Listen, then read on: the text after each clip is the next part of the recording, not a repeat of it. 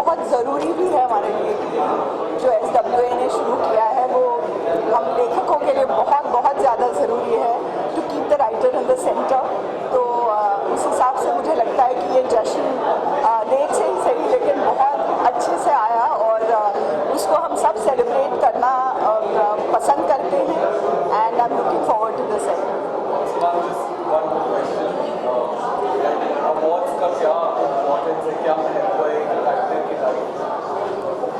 देखिए, एक राइटर जो होता है वो बड़ा एक लोनली क्रीचर होता है। उसका प्रोफेशन जो है वो काफ़ी लंबे दौर तक आप अकेले काम करते रहते हैं और उसके बाद में बहुत सारे ऐसे मतलब एक माँ की तरह होता है कि आपने जन्म दे दिया और बाकी सारे बच्चों को लेकर घूम रहे हैं। अपने डायरेक्टर्स हैं, प्रोड्यूसर्स हैं, एक्टर्स हैं।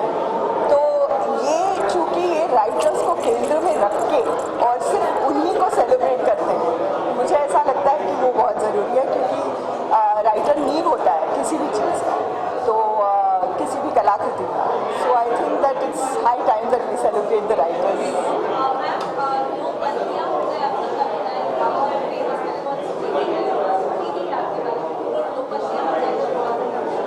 आई हेट पोएट्स।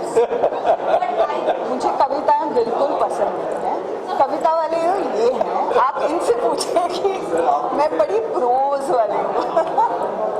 जी, आपसे थोड़ी पंक्तियाँ सुनाते लाइक सम। मैं ये कहूँगा कि ये बहुत अच्छा है क्योंकि लेखक जो होता है वो किसी भी फिल्म की आत्मा होता है। तो शरीर कितना ही खूबसूरत क्यों ना हो, अगर उसमें आत्मा नहीं है तो उसे मृत माना जाता है और मृत शरीर का या तो उसको दफन कर दिया जाता है या उसको दहन कर दिया जाता है। तो आप आत्मा को सेलिब्रेट कर रहे हैं और राइटर्स एसोसिएशन की जो बात है, तो मुझे लगता है कि अब ये कहीं ना कहीं आपने जो प्राण होते हैं लेखन उसकी दिशा में उसको परिष्कृत और उसको पुरस्कृत करने की दिशा में प्रयास किया। तो ये बहुत अच्छा आनंद का विषय है और साथ में ये आनंद का विषय है कि रेणुका जी अभिनेत्री के तौर पे हम इनसे मिले थे, लेकिन ये राइटर भी हैं, ये डायरेक्टर भी हैं और अपनी पहली फिल्म में इनको 5 नॉमिनेशन मिले, तो ये हमारे लिए कितनी खुशी की बात है। Just one last question. Any advice upcoming writers के लिए? मैं यही कहना चाहूँगा कि जो निराकार को साकार कर दे वही कलाकार होता है। तो हमारे जितने भी भाव होते हैं वो सब निराकार होते हैं। कि अगर आप प्रेम की बात कर रहे हैं तो प्रेम आप अगर कोई कहे कि कैसा होता है तो आप उससे ये कहेंगे कि मैं आपको एक्सपीरियंस करा सकता हूँ लेकिन एक्सप्रेस नहीं कर सकता। आप किसी से नफरत की बात करें तो आप कहेंगे कि एक्सपीरियंस करा सकते हैं लेकिन एक्सप्रेस नहीं कर सकते।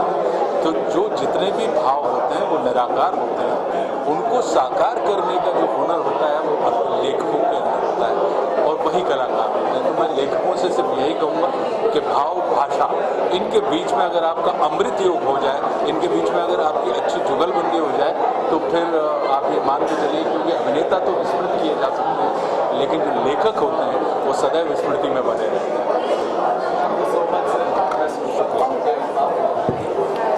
प्रेरणा है कि it's never to late.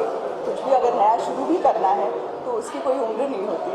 So I am just so happy. और ये पटकथा का काफ़ी स्पेशल है क्योंकि इस त्रिभंग की पटकथा पे मैंने बहुत साल काम किया, कुछ 6 साल काम किया। उसके बाद वो वैसी हुई जैसे आपने फिल्म में देखी। So I am just so happy. Anything you would like to say to the SWA committee and the organizers? मुझे ऑफकोर्स SWA की जूरी को बहुत धन्यवाद देना है क्योंकि उन्होंने मेरा चयन किया as a winner of best story and best screen play.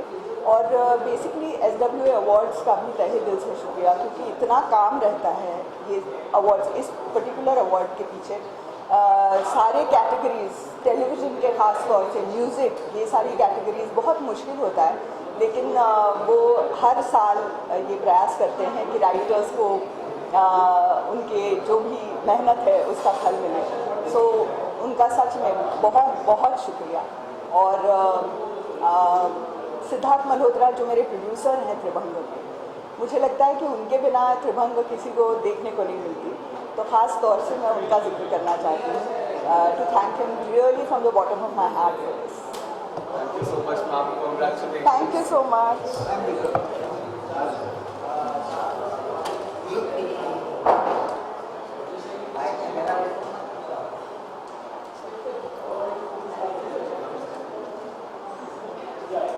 क्या कुछ कहना चाहेंगे?